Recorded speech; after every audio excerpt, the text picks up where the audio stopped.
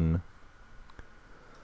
Hello, welcome to Competitive Pauper Cast, episode 7. Today's going to be kind of a cluster because our special guest didn't show up, but we're going to talk about some stuff. But first off, with me is Dan. Hi, guys. And David. Hello. And Will had some last minute stuff he needed to take care of, so he's not going to be with us today. What have you guys been up to this past week? I've been playing the Pauper Gauntlet, and I couldn't stay away from Flicker Gates. I snuck in another play run event, and I finally won some matches with it at PDC Magic. And yeah, that's about it. I've gotten the chance to run about 3 dailies in the last week.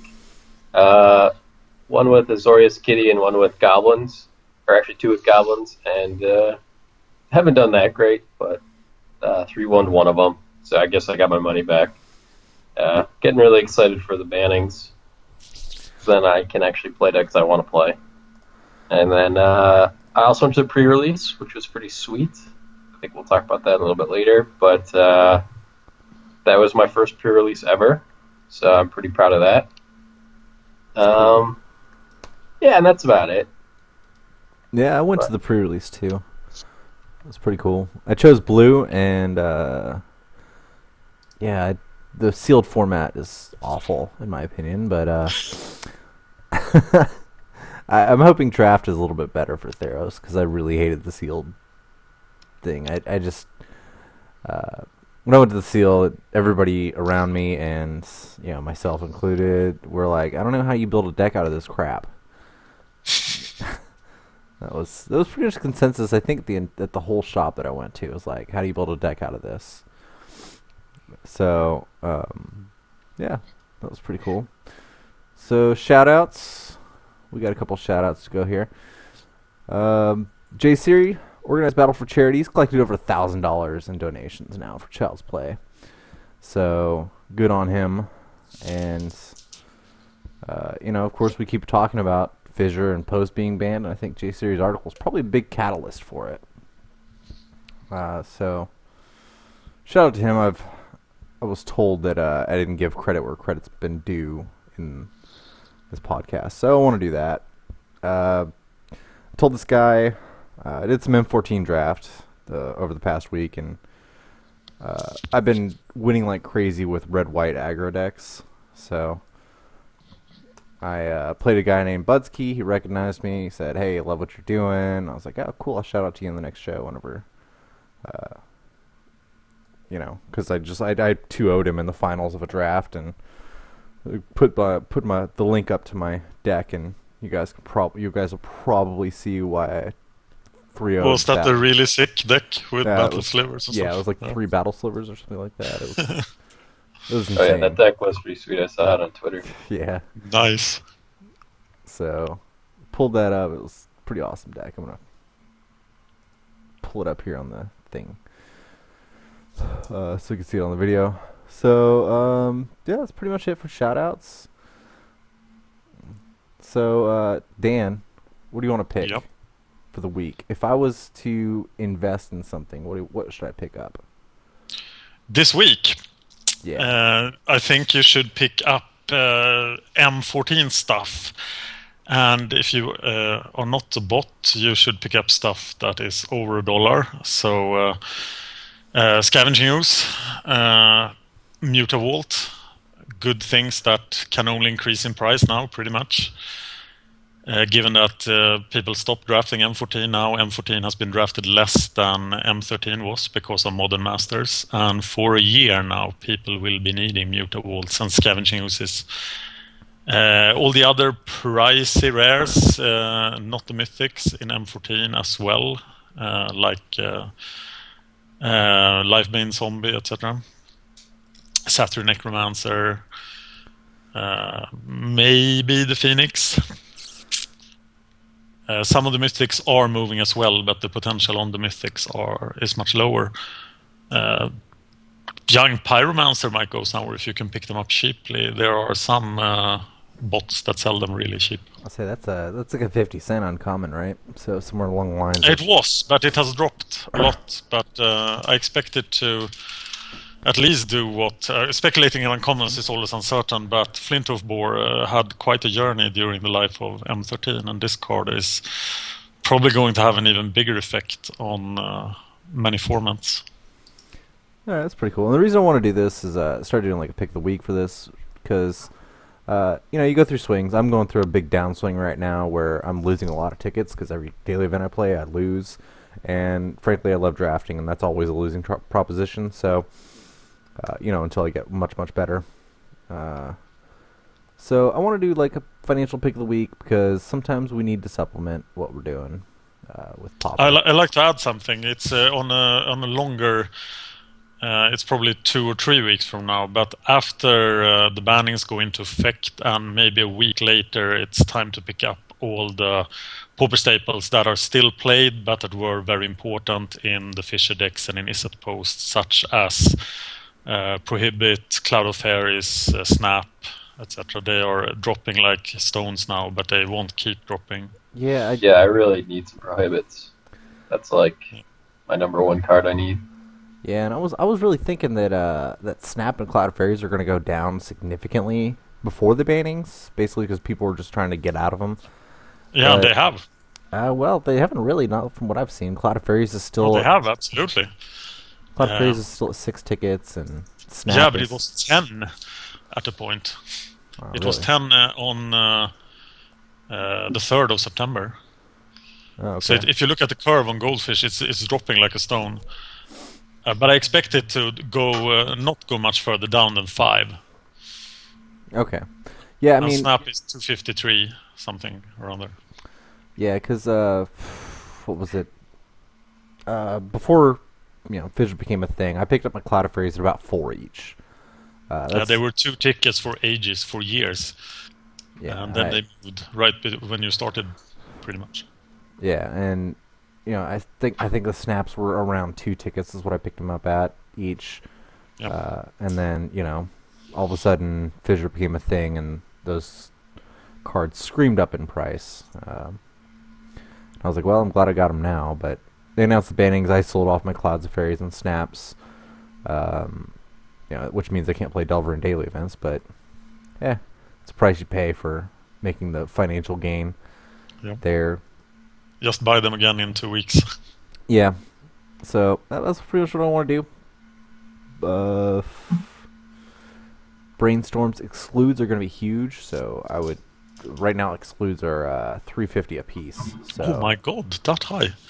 Yeah, I don't know if those have gone up a lot, or that's what they've always been. I've always had 2 excludes. That was like one of the things that I picked up when I started Pauper, was a couple of excludes. Invasion was drafted last summer in 2012, and then exclude was 25 cents. Yeah. So I picked up a ton back then. Well, they're $350 now, so yeah, pretty good. Go. And another thing I'd look at picking up is Days. Well, that will probably never drop, even if the format is drafted. It was down to 5 when Mercadian Mask was drafted around New Year. Yep. But without Cloud Post in the format, Days becomes a lot better. So yeah. And Days is already seeing play in most of the Delver decks, with the exception of mine and Mezzles. So, everybody who was copying Mezzle or me is probably gonna have to move over to Days because it's gonna be really good in this format. I think it's gonna turn off the chittering rats on turn 3 from mono black control. It's gonna do a lot of good things for Delver. And it's gonna save your spell status sprite on turn 2. Yeah. So I would pick up a couple Dazes. There, I must absolutely recommend against that because there is no upside to financially to Days, as it is so expensive. It is the most expensive a common has ever been on Magic Online. But it might go up more, I think, is what Chris is saying. Yeah, I think it's going to go up more. If it does, going above 15 is unlikely. And there's a doubling, which is what you should look for in any speculation.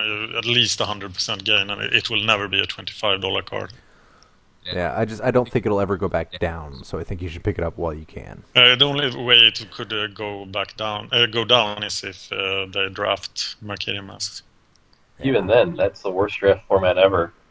So Yeah, I don't think they'll ever. It is. I do played that, it a will they? lot when it was drafted in the New Year, and it was truly horrible.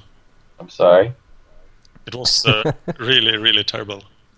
Yeah, I've been told that's pretty much the worst draft format ever. So I actually didn't mind. I wouldn't have minded like triple masks. I think that actually would have been pretty fun because you can do like rebels and mercenaries and stuff. But the way they did it with like the full block packs, just to like get them out there, it's just terrible. Because prophecy's like so bad, and it just doesn't fit with the rest of the block. It's like Actually, drafting Avacyn with. Those drafts were the direct reason I started my YouTube channel, because they went so bad that I was like, I must be doing something wrong. I need people to review my play. So then I started the YouTube channel. that's awesome. Right. So looking at the Delver list, I guess Gush you can also. Well, Gush isn't really going to go anywhere, is it? It's like banned or restricted in Legacy, isn't it? Gush. I'm not sure. No, it's maybe in Legacy, but you can 4-of in Vintage. It's so classic. Okay. I don't see much upside there either. Actually, it went up. It doubled in April.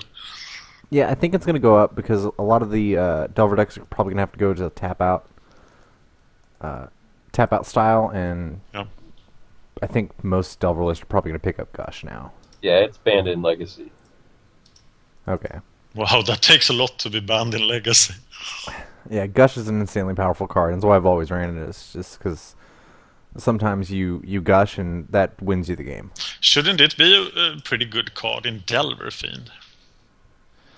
No, because they often don't have 2 islands. Okay. Yeah, they're trying to win so fast that they don't have time to like get a good mana base, because they need their goal is to win on turn 4, right? And so but you can cast Gush on turn 3. Yeah, in theory, but most of the time, the hands they're gonna keep are gonna be like, is it Guildgate Mountain Island, and then a bunch of spells. Yep. That's like their ideal land base, and they want they can win off of just those 3 lands, which means they need to draw another island, and they only run 10 islands in each deck typically. Yeah. So yeah, I don't think you're. I think Gush is mostly gonna be a Delver card, so I would pick up 2, maybe 3. 2 seems to be the magic number mostly. Yeah, if you intend to play Delver, you definitely need this card. Yeah. I think this is more essential than this. Yeah. I don't know about that. So let's get to the Theros mini review. And I know, David, you couldn't be with us last week, so... Yeah, and just so you guys know, our guest has contacted me, and he is switching to his PC, and he'll join us shortly. All right. Oh, nice. So, we still have that. Sweet. So we don't have to talk about quitting smoking. Yeah, this will go well. So, all right, cool. Last week, I sent Dan a list of all the cards I thought could conceivably see play in Theros, and it wasn't just me who developed this list. It was also me looking at Twitter, and I asked people to see like what they wanted us to talk about. And so I also think that I have a few changed perspectives on some cards too. The first one I think I want to talk about is God's Willing, because I know he thought that it could see play. I don't think that's gonna. And I believe that's the card that's target creature gets protection from the color of your choice, scry 1. Yep. My thoughts are I don't think that's going to see a lot of play because we already have Apostles' Blessings in the colors that want them, and we have Benevolent Bodyguard. I think we talked about this a little bit. This costs mana. That's really expensive. Yeah, and Yep. the other thing is that we already have Shelter, which is planes in a colorless for target creature gains protection from the color of your choice, draw a card. Which Oh yeah, that's better. Yeah, I think under a lot of circumstances it's better. So I kind of want to just talk about that. Hopeful Eidolon. Yep. Yeah, 1/1 aura creature for 1 planes. That's also an enchantment creature, and it has lifelink, and it has bestow 4, gives +1/+1, and lifelink. And I actually was really impressed with this card at the pre-release. Before I just kind of wrote it off, and I have it as a 0 still. I actually think the card could possibly see some play in Pauper, as strange as that might sound.